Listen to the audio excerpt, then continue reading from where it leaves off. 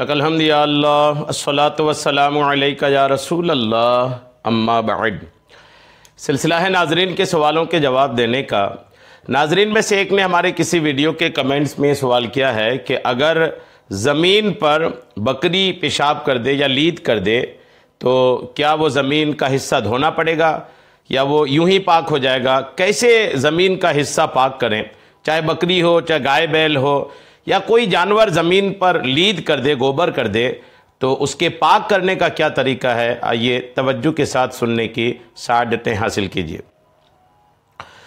याद रखिएगा कि अगर किसी जगह जानवर लीद कर दे और वो जगह नापाक हो जाए और उस जगह में पेशाब या गोबर कोई भी हिस्सा अगर किसी भी जानवर ने अगर कर दिया तो वो जगह सूखने से पाक हो गई।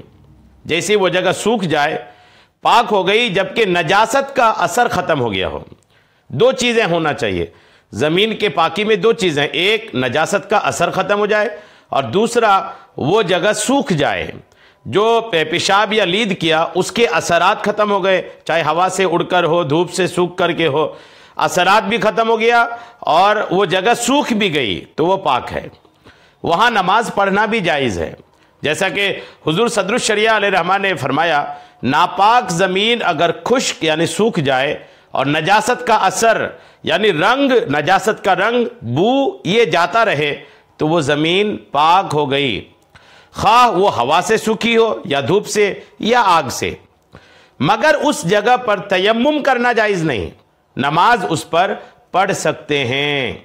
बार शरीयत हिस्सा दोम सफ़ा 106 और फतवा आलमगीरी जिल्द अव्वल सफ़ा 44 पर भी इसी तरह की बातें लिखी हैं। तो तफसील ये है, कुछ ये मुख्तसर तो ये हो गया।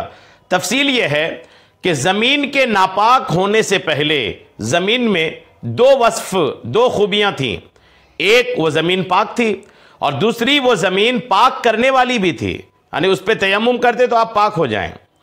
जब नजासत की वजह से, याद रखें, जब नजासत की वजह से ज़मीन नापाक हुई तो उसकी दोनों खूबियाँ, पाक होने की और पाक करने की, ये ख़त्म हो गई।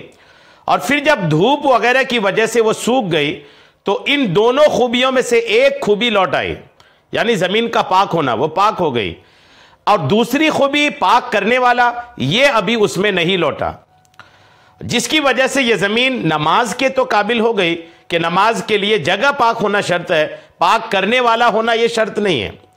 लेकिन अभी तयम्मुम के काबिल वो जगह नहीं है, क्योंकि तयम्मुम के लिए पाक होने के साथ साथ पाक करने वाला होना ये भी ज़रूरी है। तो अब उस ज़मीन को अगर तयम्मुम के काबिल भी बनाना चाहते हैं तो आपको करना यह पड़ेगा कि आप उस जगह को धोएं और धोने के बाद जब उस जगह को आप धो लेंगे पानी से तो अब उस ज़मीन से आप चाहें तो तयम्मुम भी कर सकते हैं। उम्मीद है मेरी बात आपको समझ में आ गई होगी। अल्लाह करीम हम सबको शरीअत के तमाम मसाइल सीखने, समझने और उस पर अमल की तौफीक अता फरमाए। आमीन बेजाहिन नबील अमीन सल्लल्लाहु तआला अलैहि वसल्लम।